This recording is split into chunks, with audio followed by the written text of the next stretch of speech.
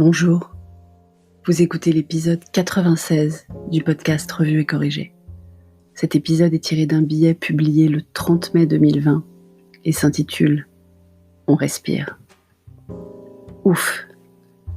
Le discours du Premier ministre a donc été conforme à nos attentes et aux fuites dans la presse.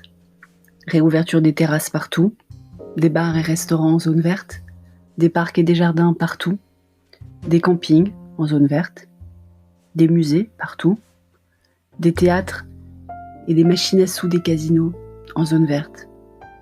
En gros, les franciliens sont les seuls un peu coincés encore.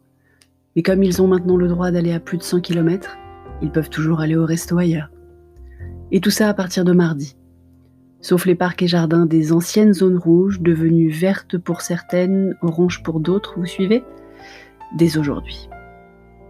C'est toujours un peu compliqué. Il faut sérieusement suivre quand même. Entre les zones, les dates, les distances, les spécificités locales à la main des maires et ou des préfets, les règles à appliquer selon les typologies de surface, ça fait beaucoup de règles à connaître. Par exemple, j'ai découvert que pour les casinos, seules les machines à sous étaient autorisées à rouvrir, pas les tables de jeu. Mais en fait, ça m'est un peu égal si je suis honnête. D'abord, je suis en zone verte. C'est très égoïste de ma part, mais bon, pour une fois que les régions ont des trucs avant Paris, on va pas se priver. Donc on n'a pas de restriction de zone. Et comme vous devriez le deviner si vous avez lu ou écouté l'épisode 73, il n'y a qu'une seule décision qui m'importe. Les terrasses vont rouvrir. Dès l'annonce devant laquelle nous étions avec Cher et Tendre, un autre truc qu'on fait ensemble, les émissions politiques ou les annonces du gouvernement, je me suis précipitée sur mon agenda pour vérifier si j'avais du temps pour aller me poser en terrasse, en tenant compte des probables 45 minutes d'attente avant de pouvoir m'asseoir. Ma première dispo suffisamment longue n'est que mercredi après-midi. Parce que je me doute que je ne suis pas la seule à attendre avec impatience de me poser en terrasse pour un café, une bière, un repas. Surtout qu'il fait 30 degrés à l'ombre depuis plus d'une semaine ici. Ah tiens, la météo annonce que cette vague de chaleur va s'arrêter. On perd 7 degrés et il va commencer à pleuvoir mercredi, forcément. Cher et Tendre est plutôt content que la température redescende. Ça sera mieux pour le sport.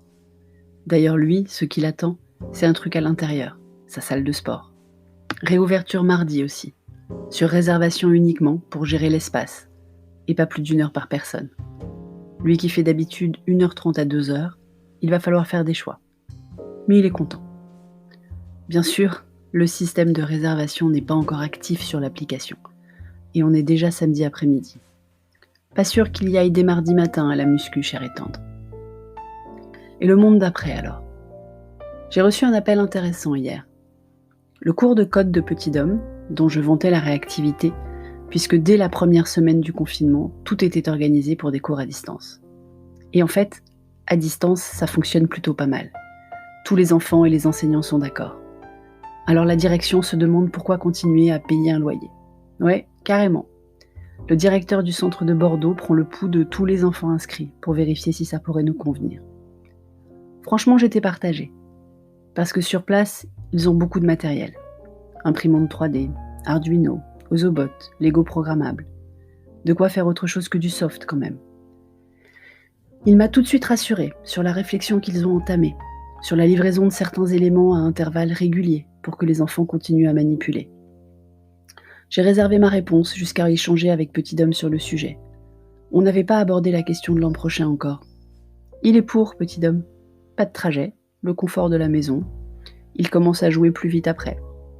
C'est vrai que 45 minutes de trajet aller-retour pour 1 heure de cours, c'est un peu disproportionné. Ils vont me rappeler mardi. Je vais leur dire qu'on est partant aussi pour les cours à distance, apparemment comme tous les autres. Les choses ne vont pas forcément toutes recommencer comme avant en fait. Merci de m'avoir écouté. Si vous écoutez sur iTunes, n'oubliez pas de laisser des étoiles et surtout des commentaires.